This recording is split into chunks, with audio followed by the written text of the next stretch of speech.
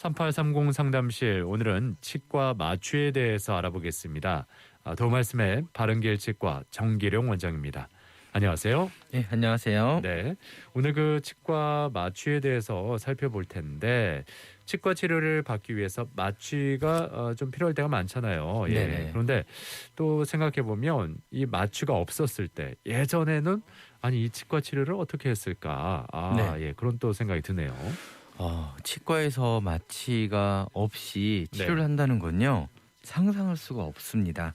이 치아에 조금이라도 찬물이 닿거나 찬바람이 들어와도 되게 굉장히 시리잖아요. 네. 그런데 치과에 치료할 때는 치과에 사용하는 그 절삭용 도구가 윙거리면서 치아를 갈아내요. 네. 그러면서 그 열을 식히기 위해서 바람이랑 물이 나오거든요. 그런데 그 물이 또 찬물이에요. 예. 열을 식혀야 되니까요. 네. 그럼 얼마나 시리겠어요. 통증이 있고요. 네. 그래서 예전에 세계 대전 때는요, 고문할 때 네. 치아를 음. 뽑거나, 그러니까 마취를 하지 않고요. 생리를 예. 생리를 뽑거나 생리 구멍을 파는 식으로 네. 고문을 했다고 하더라고요. 아이고, 예. 네. 그러니까 그 고통이 얼마나 심할지, 그러니까 마취 없이 치과 치료를 할 때도 마찬가지일 것 같은데. 네네. 근데 그 치과에서 이 마취가 치료보다 더 아프다 이렇게 말씀하시는 분들도 계시거든요. 네네. 그렇죠. 예. 이게 마취가 아픈 이유가 있어요. 네. 먼저 마취를 할 때 저희들이 통상적으로 바늘을 찌르잖아요. 네. 그런데 저희 이제 체열할 땐 저희 이제 바늘이 보이잖아요. 저희 팔에 네네. 체열할 때요. 그때 바늘 두께가 굉장히 두꺼워요. 그렇죠, 좀. 그러니까 예. 그것 때문에 헌혈을 기피하는 분들도 계시거든요. 이 바늘 굵기가 굵으면 굵을수록 아픕니다. 가늘면 가늘수록 네. 덜 아프고요. 네. 그래서 일단 마취할 때 바늘을 사용하기 때문에 아프고요. 그리고 이 바늘을 통해서 이제 마취제가 안에 들어가잖아요. 그런데 저희 잇몸 안에는 전부 다 저희 피부가 다 있잖아요. 살이 있고요. 네. 그런데 마취액이 들어간다.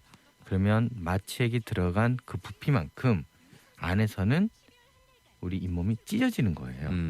벌어지는 거니까요. 네네. 팽창을 하고요. 그래서 아프고요. 그리고 저희 몸의 체온이 한 36에서 37도인데 이 마취액이 만약 5도짜리다. 예를 들어서 냉장고에 있던 마취제가 들어간다. 그러면 그 차가운 그런 온도 차이 때문에도 이렇게 통증을 느낍니다. 네. 그러니까 뭐 말씀하신 대로 그 마취할 때 어떤 그 바늘, 네. 그러니까 평소에 그 뾰족한 거에 대한 공포가 심한 분들이 있잖아요. 네, 그렇죠. 그런 분들은 더 아프다고 느낄 수밖에 없는데, 그래서 뭐 무통 마취라는 그런 용어도 많이 지금 나오고 있어요. 예. 네네. 이런 무통 마취라는 건 또 어떤 걸 말하는 걸까요? 좀 전에 제가 마취가 아픈 이유 한 3가지 정도를 말씀해 드렸잖아요. 네. 이 3가지를 최대한 덜 아프게 만들어주는 거예요. 예를 들어서 이제 먼저 바늘을 설명드리면요. 네. 제가 굵기가 굵은 바늘일수록 아프다고 그랬잖아요. 예. 그러면 최대한 가는 바늘을 사용합니다. 뭐 보통 저희 의료계에서는 이 바늘의 두께를 게이지라는 단어를 쓰거든요. 네. 치과에서 사용하는 이 마취 바늘 중에서 제일 가는 게 보통 통상적으로 사용하는 게 30 게이지, 31 게이지가 있어요. 네. 그렇게 해서 그 주사 바늘이 최대한 가는 걸 사용을 하면 저희가 찔릴 때 잇몸에 바늘이 들어갈 때 조금 덜 아플 수 있고요. 네. 그리고 이제 마취액이 들어가면서 잇몸이 찢어진다고 제가 말씀드렸잖아요. 네. 그럴 때 이 마취액을 굉장히 천천히 넣는 거예요.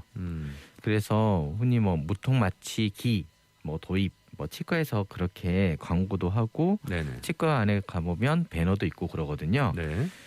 그 기기가 바로 마취액을 아주 천천히 주입하는 겁니다. 그래서 예를 들어 1ml 이걸 1초 만에 넣냐, 네네. 10초 만에 넣느냐에 따라서 이 통증의 강도는 굉장히 달라지거든요. 그 속도 조절하는 거는 뭐 의사 선생님이 할 수 있는 거 아니에요? 네. 그런데 네. 이게 기계가 하면 네네. 항상 일률적이잖아요. 그런데 이게 사람이 하다 보면요, 이게 마음이 급하거나 네. 그러면 이걸 1분 동안 해야 되는데 뭐 30초 만에 마취가 아. 끝날 수도 있고 그래서 보통 이제 기기의 힘을 야, 빌립니다. 그렇군요. 네. 예. 그리고 이제 마지막으로 마취액이 너무 차갑잖아요. 네. 차가우면 저희들이 찬바람 들어가도 이가 시린데 당연히 체온과 다르기 때문에 통증이 느껴집니다. 그래서 이 마취액을 따뜻하게 만듭니다. 네, 보통 치과에서는 이게 마취액을 데우는 기기가 따로 있기도 하고요. 아니면 저희 보온, 그러니까 쉽게 말해서 보온 밥솥 있잖아요. 네네. 항상 따뜻하잖아요. 그런 조그마한 통에 이 마취제를 넣어놓고 사용하기도 합니다. 그렇군요. 예. 전에 말씀하신 대로 최대한 마취를 안 아프게 했으면 좋겠다. 뭐 환자들의 똑같은 마음이겠죠. 좀 전에 말씀하신 방법대로 하면 정말 안 아픈가요? 네, 정말 예. 안 아플 가능성이 굉장히 큽니다. 대신에 먼저 해야 될 게 하나 있어요. 아무리 가는 바늘을 사용한다고 하더라도요. 잇몸을 관통하는 그 순간만큼은 아플 수밖에 없거든요. 네네. 따끔할 수밖에 없어요. 그래서 무통 마취를 하기 위해서 제일 처음 하는 게 잇몸 표면을 도포해서 마취를 하는 겁니다. 이게 주사침을 사용하지 않고요. 연고나 스프레이 이렇게 해서 마취하려는 부위에 이 도포 마취제를 뿌리거든요. 네. 뿌리고 나서 30초에서 1분 정도 지나면요. 그 부분이 얼얼해집니다. 네. 그래서 보통 이제 애들한테 좀 많이 사용을 해요. 얼얼해지기 때문에 네. 주사바늘을 찌를 때 음. 통증이 없죠. 못 느끼는군요. 잘. 네, 예. 이렇게 해서 도포 마취를 먼저 합니다. 네. 근데 뭐 이런 방식으로 마취를 하면 치과 치료 받을 때 좀 수월하게 임할 수 있을 것 같은데, 근데 항상 이 방법으로 마취를 하는 건 아닐 것 같아요. 경우에 따라 좀 달라지겠죠. 네, 그 치과에서 마취하는 방법이 크게 두 가지로 나뉘어요. 예. 제가 이제 좀 전에 말씀드린 방법은요. 치과 마취에서 침윤 마취라는 방법이에요. 네.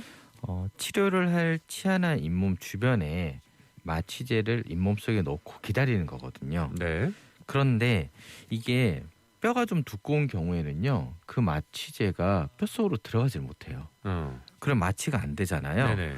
그래서 아래턱뼈 같은 경우는 굉장히 뼈가 두껍거든요. 네. 그래서 그때는 침윤 마취가 아니라 뭐 전달 마취 이제 이런 식으로 해요. 이제 이런 건 전달 마취는 침윤 마취랑 다른 게 뭐냐면요. 예. 침윤 마취는 치료할 부위 전반적으로 그 주변에다가 마취제를 뿌려서 넣어서 그 부분이 얼얼하게 하는 거고요. 예. 전달 마취라는 건요. 저희 뼈 안에는 신경이 있어요. 네. 굵은 신경이 있고 그 신경에 대한 조그마한 가지들이 막 펼쳐 있거든요. 네. 굵은 신경 근처에다가 네. 마취를 하는 겁니다. 예. 그러니까 이 잇몸 표면 바로 밑이 아니라 네. 저기 안쪽 깊은 곳이거든요. 어. 깊은 곳이다 보니까요. 바늘을 더 깊게 찔러야 되고요. 네. 그러다 보니까 좀 더 아플 수밖에 없고 그리고 깊게 찌르다 보니까 네. 막 주사 바늘이 너무 얇으면요 휘어져 버려요. 그렇겠죠. 예. 그래서 약간의 굵기는 또 있어야 되고요. 그래서 위쪽 치아 치료를 받을 때보다는요 네. 아래쪽 치아 치료를 받을 때 네. 마취가 좀 더 아픕니다. 그래서 그 네네. 이유 때문에 그렇군요. 그러니까 두께가 좀 얇은 위턱뼈의 뭐 앞니부터 어금니까지는 그 침윤 마취 앞서 네네. 소개해드린 대로 좀 덜 아프게 하는 마취를 하는데 네네. 아래턱뼈와 같이 이게 골이 두꺼운 부위에는 조금 전에 말씀하신 대로 침윤 마취보다는 좀 더 통증이 있는 전달 마취라고 하는 걸 할 수밖에 없다. 이렇게 네네. 이해하면 되겠죠. 그렇죠, 그렇죠. 예. 자, 그런데 이 환자가 뭐 이런저런 마취를 네네. 선택할 수는 없잖아요. 네네. 예. 이게 대신 그냥 마취 선생님이 할 때 정말 안 아팠으면 좋겠다 이런 바람을 갖게 되는데요. 네네. 예. 이게 마취를 할 때 가장 중요한 게 어차피 저희 치과에서 사용하는 마취 바늘 굵기는 거의 대부분 정해져 있거든요. 예, 예. 중요한 게 이 마취제의 온도 음. 굉장히 중요한 것 같아요. 너무 차가우면 더 통증을 느낀다는 말씀인가요? 네, 그래서 이 마취제를 저 같은 경우는 항상 데워 놓고 있거든요. 네네. 그래서 이게 우리 몸속에 들어가도요 네. 온도가 비슷하기 때문에 네. 통증이 덜 느껴집니다. 음. 이게 제가 뭐 일반 분들에게는 제가 어떻게 뭐 할 수는 없지만 네네. 제 지인에게 한번 해봤어요. 네. 이런 이제 양쪽을 어차피 치료 받을 때 네네. 이렇게도 마취해보고 저렇게도 네. 마취했는데 네. 따뜻한 게 어. 훨씬 안 아프다고 하더라고요. 근데 그렇게 마취액을 따뜻하게 해도 네. 뭐 성분이 변하거나 이런 거는 상관없나요? 네, 그 마취제를 저희 음. 치과에서 보통 소독할 때, 네네. 멸균할 때 오토클레이브라는 곳에 넣거든요. 네네. 그 온도가 121도 정도까지 올라가요. 거기 안에 넣어도 상관없습니다. 아, 그렇군요. 네. 예. 오늘 치과 마취에 대한 말씀도 드렸었잖아요. 네네. 마지막으로 그 마취를 한 뒤에 주의해야 할 점 있다면은 짚어주시죠. 보통 마취가 풀리는데 시간이 어떤 분들은 짧으면 30분 만에 풀리는 분들도 계시고 예.